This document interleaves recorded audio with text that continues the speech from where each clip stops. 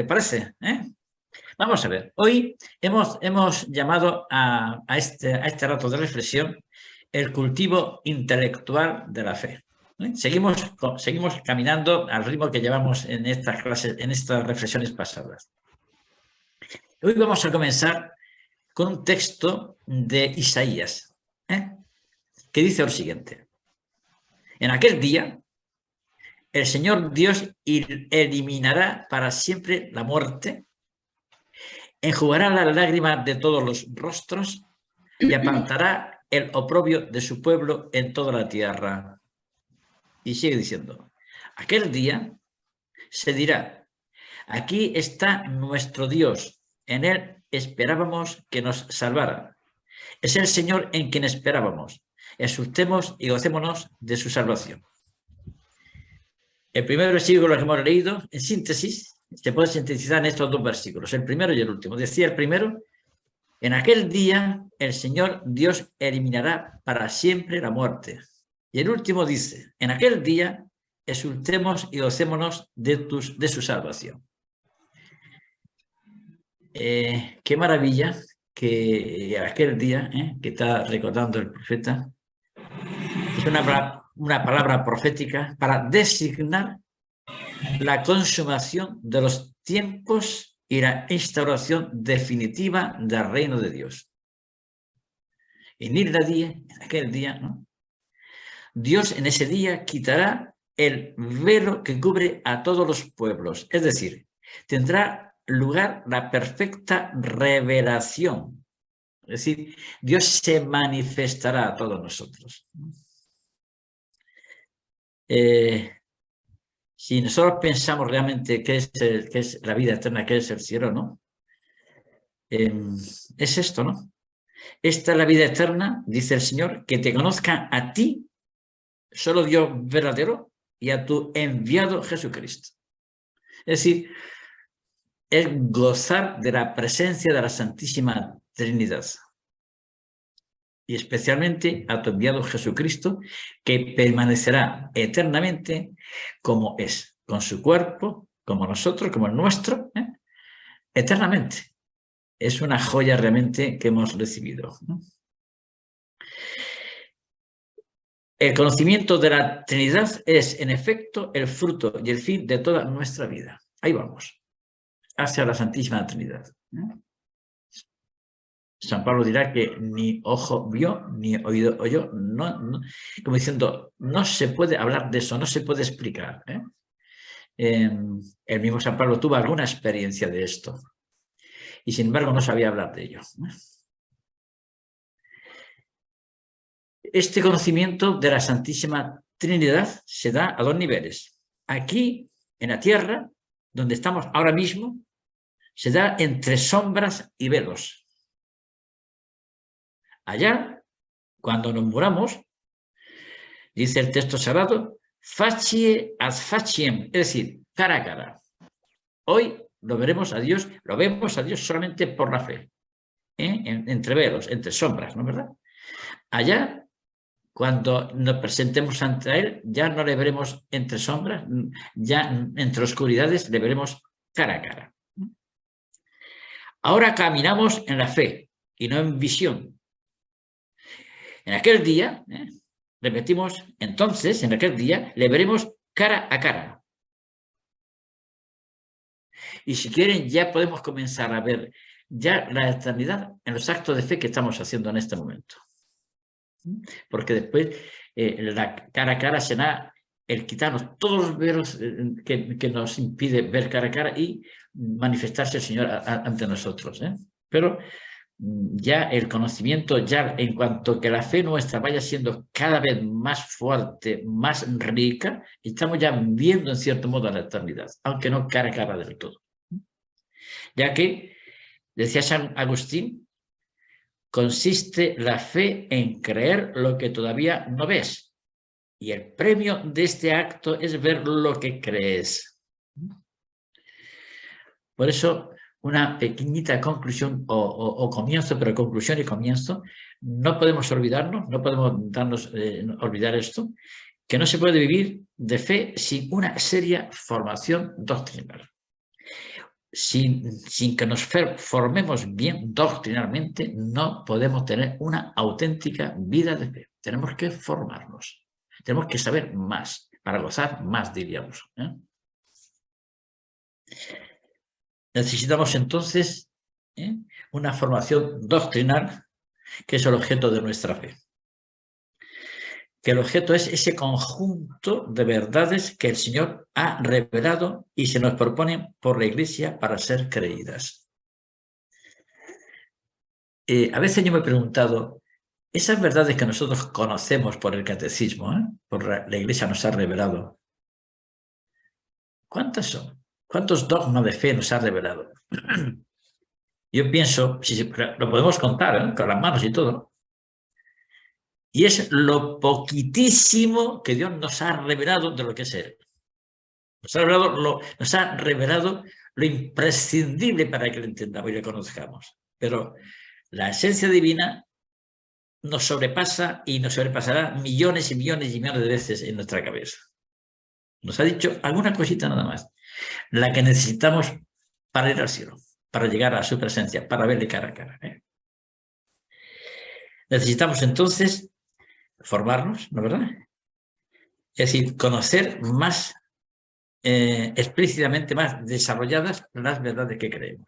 No solamente, no basta, diríamos, tener esa fe del carbonero que decíamos en alguna ocasión. Yo creo todo y ya está. Y no se molesta en saber y en conocer y en vivir qué es ese todo que él cree. ¿Se acuerdan que decimos la fe antes?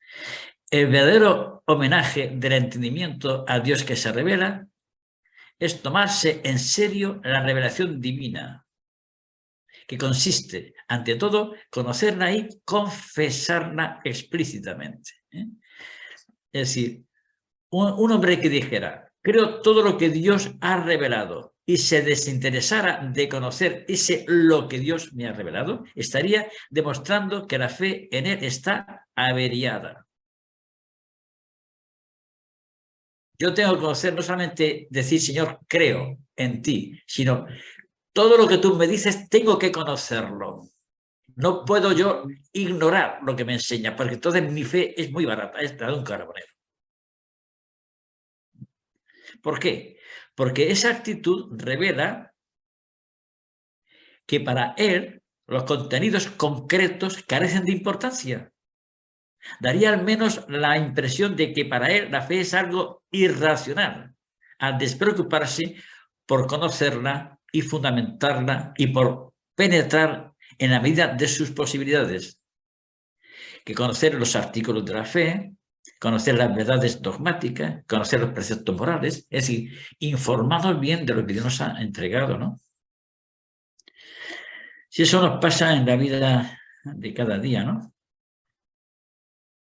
Fíjese un ejemplo que he captado de un papa, el Papa San Pío X, un gran catequista, el Papa San Pío X, que publicó un catecismo mayor y otro menor, uno para más adultos y otro para más pequeños. Fíjese lo que decía este Papa. A ver si lo captamos, porque es importante para lo que estamos recordando. Hacía una pregunta este catecismo. ¿Qué penitentes deben tenerse por mal dispuestos? O sea, gente que va a confesarse diciendo, ¿qué penitentes hemos de considerar que están mal dispuestos para confesarse? Y entre otras cosas dice, el contexto era como se ve en qué ocasiones deben los confesores negar la absolución sacramental. O sea, en qué momentos un confesor, un sacerdote puede decir, usted no puede confesarse, negársela. Y dice el Papa, los que no saben los misterios principales de nuestra fe o descuidan en aprender las otras cosas de la doctrina cristiana, que tienen obligación de saber conforme a su estado. Repito, no deben de confesarse o se les puede negar, decía el Papa, hoy día son más indulgentes, ¿no? Los penitentes, quienes se van a confesar, que deben tenerse formar dispuestos son estos, principalmente los que no saben los misterios principales de nuestra fe o descuidan en aprender las otras cosas de la doctrina cristiana que tienen obligación de saber conforme a su estado. Es decir, el carbonero no le podemos pedir más. Es un carbonero que diga lo que sepa, lo poquito que sepa, ¿no? Pero nosotros no somos carboneros. A un universitario o un estudiante, una profesora, una persona o una catequista, etcétera, debe de seguir formándose. No es algo, diríamos, indiferente la formación doctrinal, teológica si queremos, para responder a Cristo plenamente, es decir, con fe que obra por la caridad, por el amor. Necesidad entonces de formarnos. Hoy día hay una crisis brutal a nivel mundial. Crisis, como todas las crisis verdaderas, no afecta solamente a la cabeza, al entendimiento, sino que afecta también a la conducta, a la vida de las personas. Desde la doctrina maltratada se maltrata la entera existencia. Por eso ha podido decirse que hoy la Iglesia sufre un terremoto brutal y universal. Una especie de vértigo que hace perder a algunos las verdaderas dimensiones de las cosas. Y pensar que todo ha de ser cambiado, llamado vida, a lo que en realidad es una corrupción. Hace unos días, yo salí de una clasecita, de una charla que tenía un grupo de niños, de los chicos que están en la EFA. Salía y pasaba por delante de otros muchachos, mayores ya, que estudian sistemas informática. Y uno de ellos que nunca, yo he hablado nunca con este tipo, se me acercó con otros amigos que tiene allí y me dice, ¿usted es el cura? Y yo, vestido de cura, que voy, ¿no? Con lo cual ya tiene mucho que entender el tipo, ¿no? ¿Tú eres el cura? Dice, sí, ¿no? Sí, sí, y dice, porque yo no tengo sentido de mi vida. O sea que mi vida no tiene sentido, no lo entiendo. Y dije, vente cuando quieras ya hablamos un ratito, ¿no? Esto me pasó hace 2 o 3 días y vino ayer un rato a hablar. Este no entiende nada de la vida. Le da lo mismo una cosa que otra. Si estudia, porque estudia, pero no le interesa mucho. Si trabaja, no trabaja tampoco, ¿no? Si cae en tal edificio, le da lo mismo. O sea, no tiene sentido su vida. Un desastre, realmente, ¿no? Y como ellos, bastantes, bastantes. No podemos contar las cosas, son fortísimas de los ambientes que hoy día se viven, ¿no? Pero la gente no tiene sentido de la vida, ¿no? Vive a lo que le sale, ¿no? Si sale esto, sale. Si sale el otro, lo otro. Si vamos allí, va. Si venimos aquí, sale lo que sale, ¿no? Eso es lo que vive la gente, ¿no? Se trata de un terremoto brutal y universal. Es decir, terremoto porque subvierte todas nuestras capacidades intelectuales, ¿no? Brutal porque va a los fundamentos de las personas. Y universal porque lo encontramos por todas partes. No hay que asustarse por esto. No pasa nada por eso. Un cristiano no se asusta por nada, ¿no? Somos hijos de Dios, tenemos una vocación fantástica, tenemos la doctrina perfecta, tenemos unas costumbres únicas en la vida, ¿no? Y tenemos sobre todo la presencia, la ayuda, el que jamás Jesús nos deja nunca. Entonces, si nosotros somos Jesucristo con él, pues entonces ¿qué problema tenemos? Ninguno. Hace falta únicamente ser sencillos, ser humildes, cuidar nuestro plan de vida espiritual, estudiar un poquito más, formarse un poquito más, etcétera, etcétera. Pero ganamos. Eso que tengamos un complejo de superioridad en este sentido bonito de la vida. Bien, porque hoy día la gente, su vida es, ¿qué hago en la vida? Lo que quiero, y lo que quiero es, imagínate, cada uno puede imaginarse lo que quiere, ¿no? ¿Y qué son las demás personas? Menos importantes que una cucaracha o que una rata, vamos, Hoy día tiene más importante un animal, más importante es un animal que una persona humana. Así de claro, vamos, hoy día. Se defiende más a los animalitos, a los perritos, a los gatitos, más que a los seres humanos, ¿no? Y ponen multas si no cuidas a un gatito, no sé cuánto, ¿no? Y multas fuertes, ¿no? Y a un ser humano le da lo mismo, ¿no? O sea que esto Por eso decía San Pablo que cada cual se examina a sí mismo en este momento. Ninguno puede considerarse ajeno a todas estas cosas. Todos procedemos del mismo barro de la tierra, vivimos en el mismo mundo y estamos sometidos a las mismas tentaciones. Que nadie, pues, se crea una excepción como diciendo, esto va para los otros, yo soy distinto. No.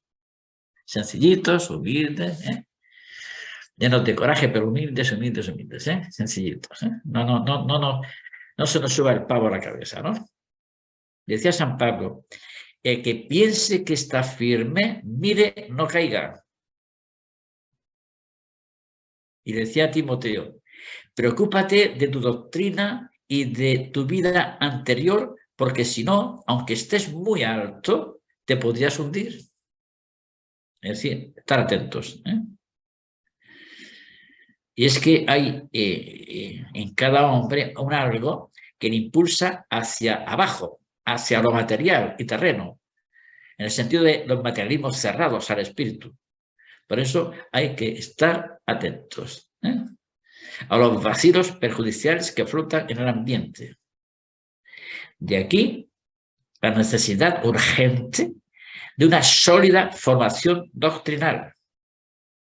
El que no luche por conseguirla es un hombre, una persona débil en la fe, prácticamente un enfermo. Estamos insistiendo en la necesidad de formarnos.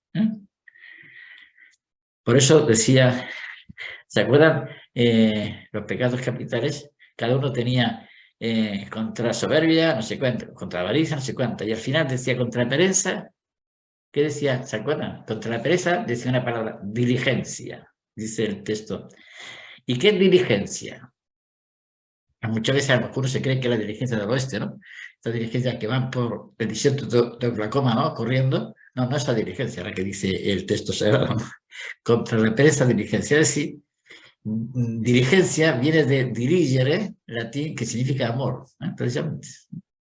Es contra la pereza, es meter el amor y hacer las cosas muy bien hechas, despertarnos, ¿no? de la somnolencia que nos puede, por el amor, ¿no? Contra la pereza, contra todas las formas de debilidad y de tibieza, hemos de oponer una fe amorosa, un amor activo y consciente que se manifieste en obras. En nuestro caso, que estamos hablando, caso de hoy, en la decisión firme de adquirir una seria profundización en la doctrina de la fe. Decisión firme de adquirir una seria profundización en la doctrina de la fe.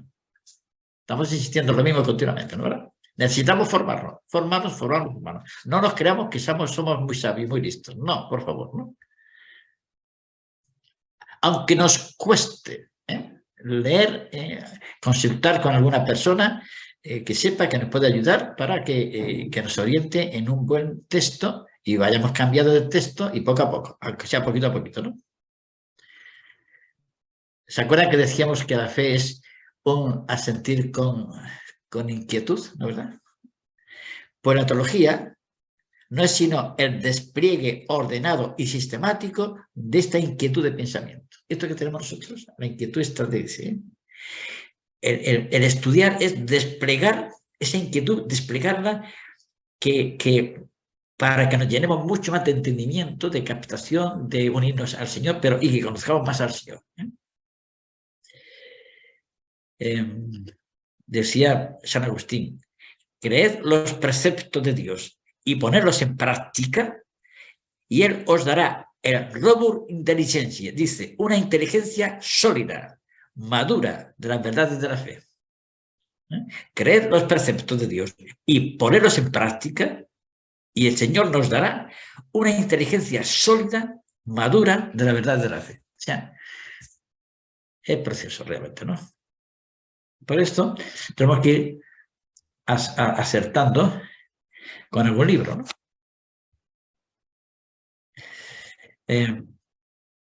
El Papa Pablo VI, San Pablo VI, decía que ojo con los libros que vayamos a leer.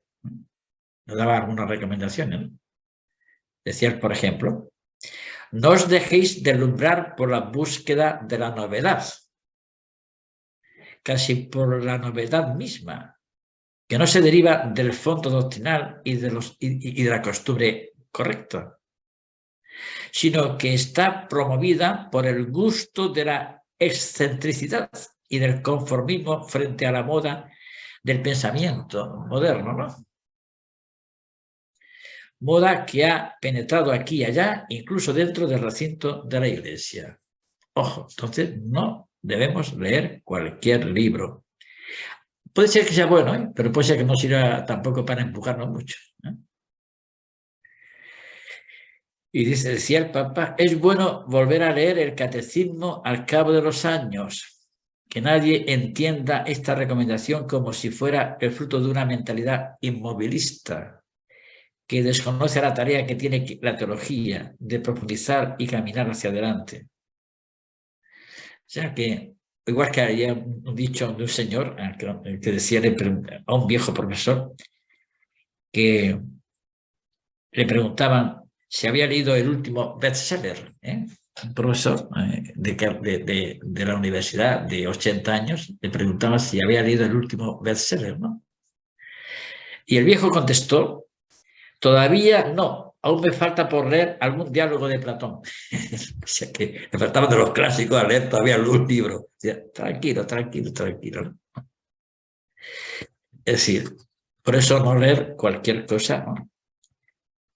No sé si tengo por aquí algunas citas de San José María. Sí, creo que sí. Decía él,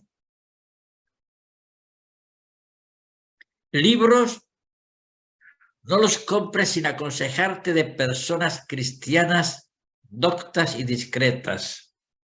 Podrías comprar una cosa inútil o perjudicial. ¿Cuántas veces creen que llevar debajo del brazo un libro y llevan una carga de basura? No, dice San José María, esto, ¿no? Libros no los compres sin aconsejarte de personas cristianas, doctas y discretas. Porque podía llevar un libro en el brazo y llevar una carga de basura, para comprar una basura. Entonces, pierdes el dinero, te pones en peligro, tantas cosas, ¿no? ¿Y cómo podemos hacer este trabajo de formación doctrinal? 3 ejemplitos, vamos a poner. Primero, un hombre o una mujer cristiano que propone a un grupo de colegas o amigos suyos reuniones periódicamente con un sacerdote o un teólogo que les explique y desarrolle puntos doctrinales de especial interés en las circunstancias actuales. Es lo que estamos haciendo nosotros en este momento, ¿no? Un grupo de personas, nos reunimos todas las semanas un ratito para tocar puntos doctrinales, un poquito de cierta altura, que nos ayude. También los que están aquí, los que estamos aquí esta noche, podéis pensar cada uno en armar en vuestro alrededor un grupo de personas, amistades que podáis tener y formarlo y decir, bueno, oye, vamos juntando y te vamos a tener un rato de una lectura o lo que sea, una charla o lo que sea, podemos hacerlo, ¿no? Por ejemplo, ¿no? Puede ser también un compañero, una compañera que recomienda a otra compañera un libro que está leyendo. Es otro modo de hacer apostolado, ¿no? Puede ser una madre de familia que reúne a sus hijos pequeños y a los amigos de sus hijos y les explica el catecismo, lo que le obliga a ella a estudiar y profundizar. Claro que sí. O sea, cada uno tengamos iniciativas, tengamos que se suelte a la imaginación, que cada uno piense lo que puede hacer, ¿no? Y podemos llegar a mucha gente. No tiene por qué todo el mundo hacer lo mismo. Podemos hacer cosas muy variadas y por eso digo que se suelte la imaginación y las iniciativas para llegar a mucha gente.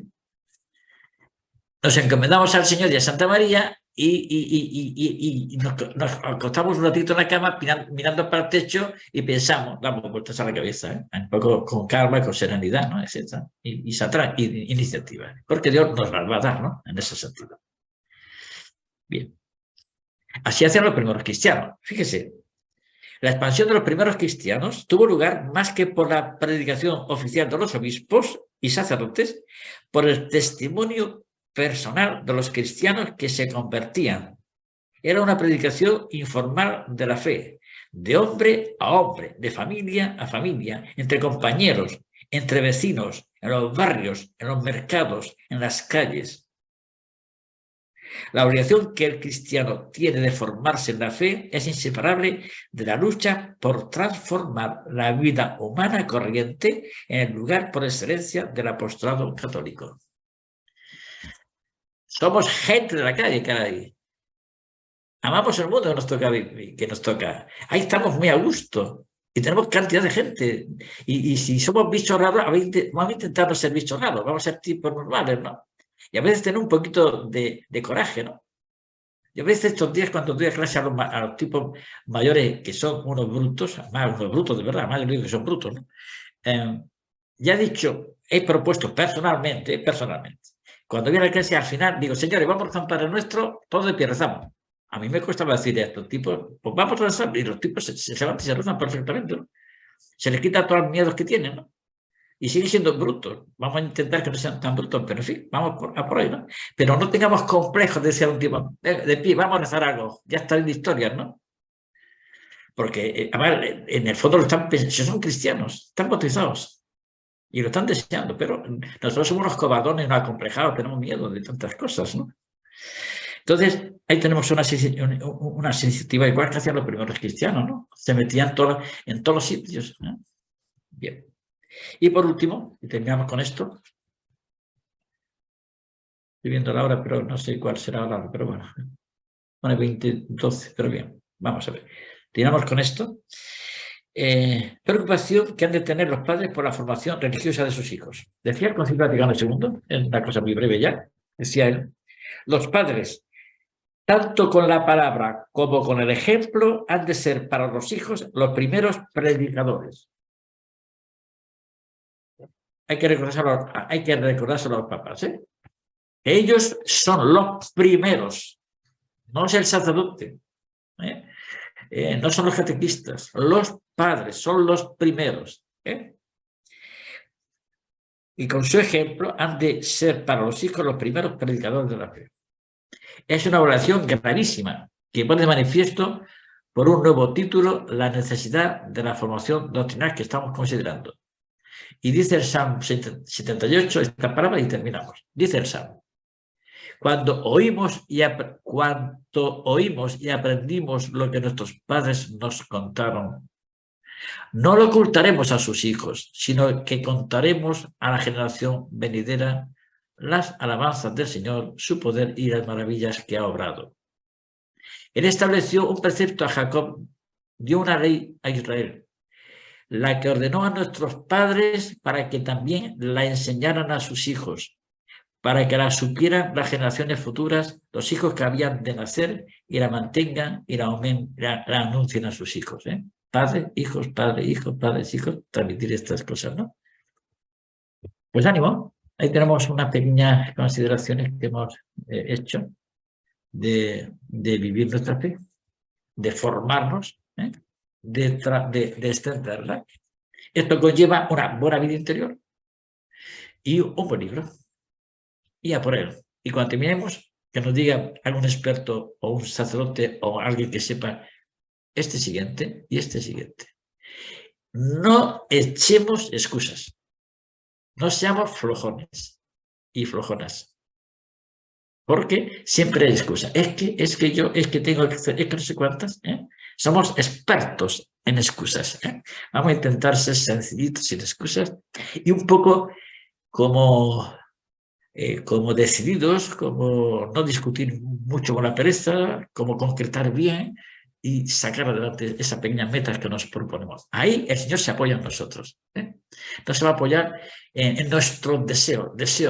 No, concretemos, bajemos a tierra. Verán cómo la cosa... Y siempre sencillos, siempre una buena sonrisa, muchísima fe, y ser muy fieles al Señor, ¿no? Y ya está. Sabiendo que somos inútiles, pero somos los que Dios ha elegido. Ha elegido a los inútiles, a los que no valen, a los brutos, que todos somos nosotros. Quien se crea que una señorita encantadora, sabe que lo lamento por vosotras, somos lo necio, pero es que el Señor se enamora de los necios, que es lo curioso, ¿no? Así que vamos a por ello, Pues nada más. por hoy, por esta noche, por esta tarde, para ustedes, ¿no? ¿De acuerdo?